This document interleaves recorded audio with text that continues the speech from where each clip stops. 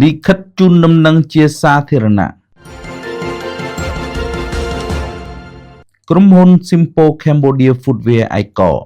មានវិញ្ញាបនបត្រចុះបញ្ជីពាណិជ្ជកម្មលេខ MOC/000416261 ពោណ/ចបពោ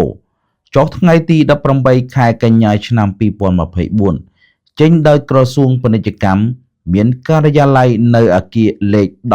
1623ផ្លូវជាតិលេខ2ភូមិទូរកា3សង្កាត់ចាក់អង្រេក្រោមខណ្ឌមានជ័យរាជធានីភ្នំពេញសូមជូនដំណឹងដល់សាធារណជនទាំងអស់មេត្តាជ្រាបថា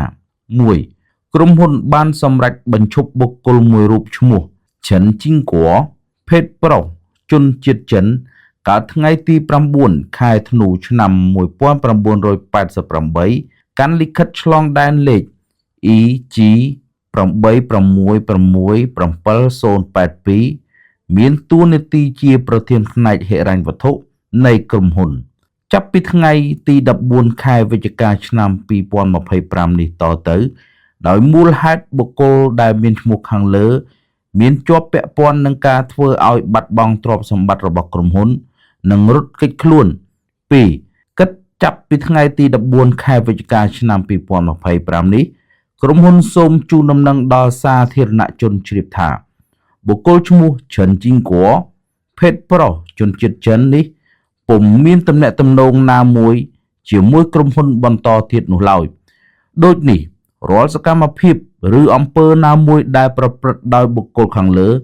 គឺពុំមានអ្វីពាក់ព័ន្ធនឹងក្រុមហ៊ុននោះទេ 3. ក្រុមហ៊ុនក៏ស្នើសុំបុគ្គលឈ្មោះឈិនជីងគួរភេទប្រុសចូលខ្លួនមកចំពោះមុខប៉ុស្តិ៍នគរបាលមូលដ្ឋានផងដែរក្នុងករណីមានសកម្មភាពឬអំពើណាមួយដែលធ្វើឲ្យប៉ះពាល់ដល់ក្រុមហ៊ុនដោយបុគ្គលនេះក្រុមហ៊ុននឹងចាត់វិធានការតាមផ្លូវច្បាប់យ៉ាងតឹងរ៉ឹងចំពោះគាត់អាស្រ័យដូចជម្រាបជូនខាងលើ